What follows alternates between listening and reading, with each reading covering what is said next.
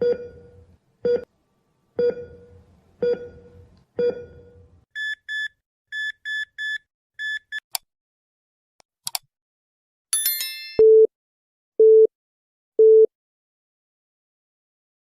apa kabar sahabat investor semua? Sebentar lagi bursa kita akan kedatangan tamu baru lagi nih, yaitu dengan hadirnya PT Saraswati Indoland Development.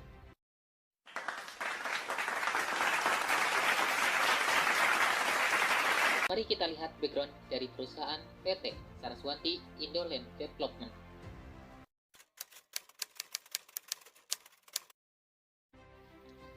PT Saraswati Indoland Development Tbk atau SWID berada dalam sektor properti dan real estate, subsektor real estate development dan manajemen, bidang usaha bergerak dalam bidang usaha properti dan real estate. PT Saraswati Indoland merupakan salah satu pengembang ternama yang telah berdiri sejak 2010. Perseroan merupakan anak perusahaan dari kelompok usaha Saraswati yang bergerak dalam bidang properti, khususnya dalam pengembangan high-rise building berupa apartemen, kondotel, dan convention hall.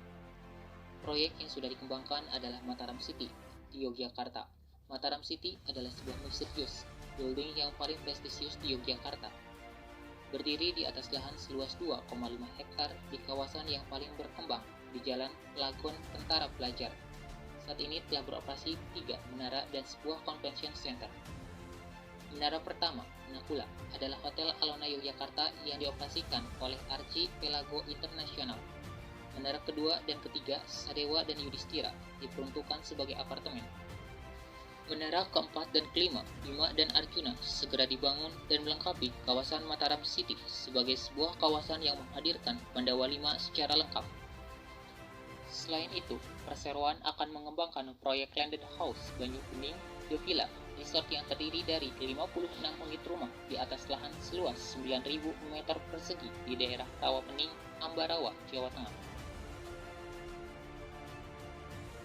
Memiliki visi menjadi perusahaan properti unggul yang dapat memberikan manfaat dan nilai tambah bagi masyarakat dan segenap pemangku kepentingan.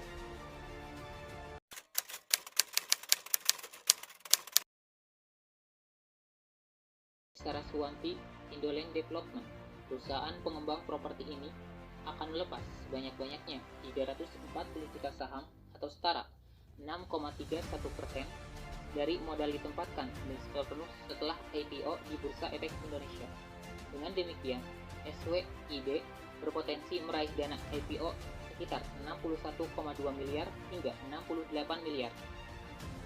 Saraswati Indoland Development secara bersamaan juga menerbitkan sebanyak-banyaknya 340 juta waran seri 1 yang menyertai saham baru perseroan atau sebanyak 6,74% dari total jumlah saham ditempatkan dan disetor penuh.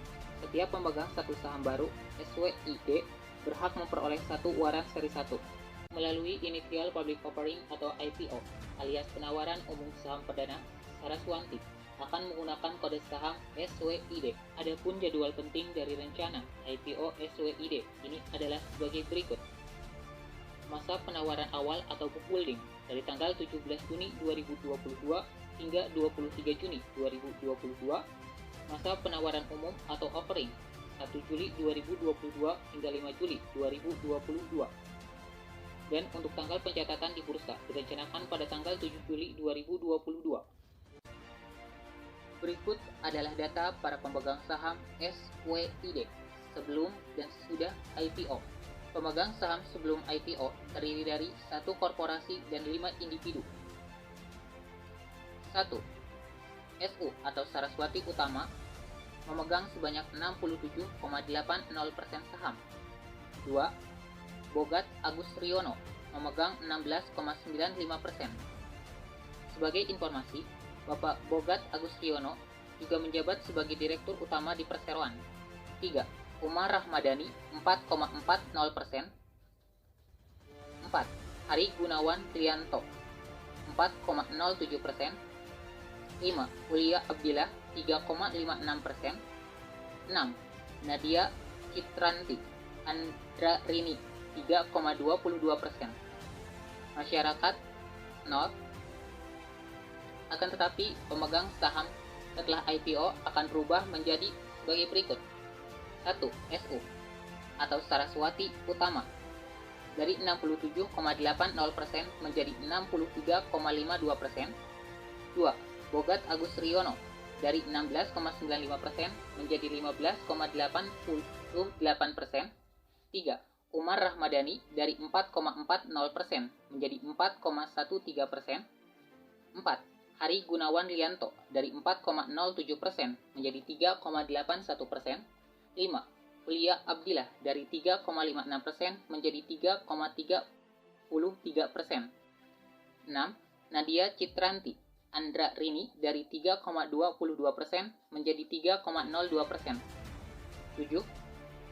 Masyarakat dari 0 menjadi 6,31%. Seperti telah diinformasikan sebelumnya, bahwa dalam IPO SWID ini akan melepas sebanyak-banyaknya 340 juta saham kepada publik atau setara dengan 6,31% dari modal ditempatkan dan disetor penuh, dan berpotensi meraih dana segar hingga 68 miliar rupiah. Dalam IPO ini, perseroan menunjuk Siahaan Sekuritas Indonesia atau AHA sebagai penjamin emisi efek.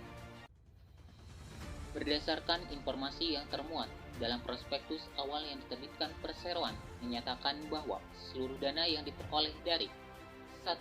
Penawaran umum perdana saham ini setelah dikurangi seluruh biaya-biaya emisi saham, dan 2. Dana yang diperoleh dari pelaksanaan waran seri 1 akan digunakan untuk modal kerja perseroan. Adapun modal kerja yang dimaksud adalah terkait dengan pembayaran untuk biaya pemeliharaan MICC dan hotel, pembelian bahan baku, makanan dan minuman, pembelian persediaan hotel, pembayaran tenaga kerja dan utilitas, modal kerja untuk pembayaran kepada pemasok dan kontraktor dalam rangka pembangunan proyek apartemen Arjuna dan Bima, serta pembangunan proyek Banyu Bening.